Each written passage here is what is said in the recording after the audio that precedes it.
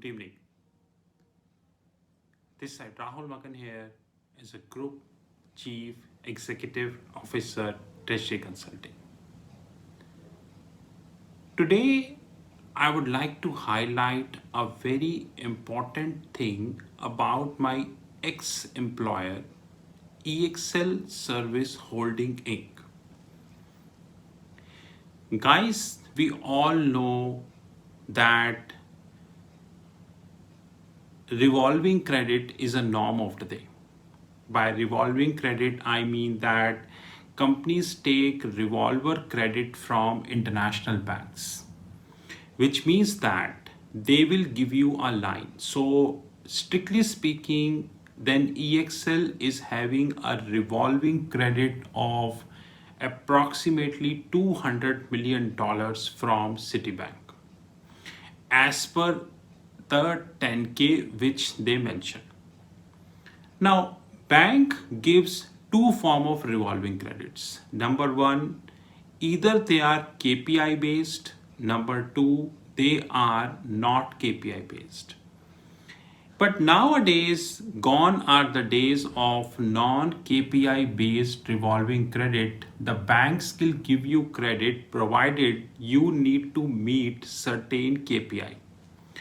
By KPI, I mean to say that key performance indicators you need to meet. If you not been able to meet, then bank will revoke this facility or probably put some fine, something online.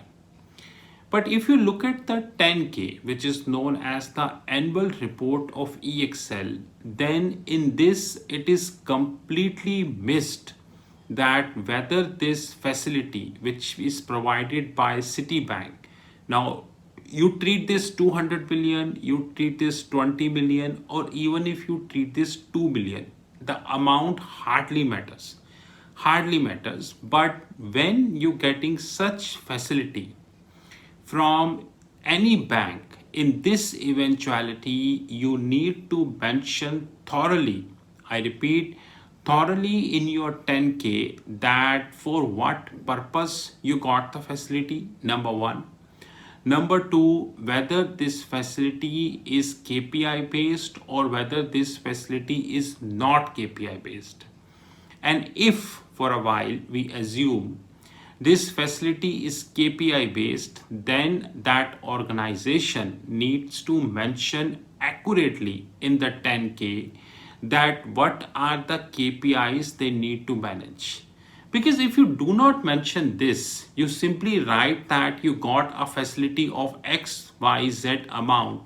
In this eventuality, you are misleading the investors who are reading the 10K, because they would never get to know whether this facility, I repeat, of any amount is based on any KPI linked or it is not.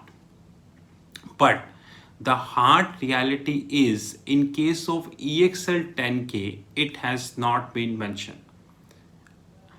I, via this video, would like to challenge the key management of EXL, which includes the Vice Chairman Mr. Rohit Kapoor, the Italian CFO, the Sandeep Tibriwal, and the rest of the management team regarding this facility which they mentioned in their 10K.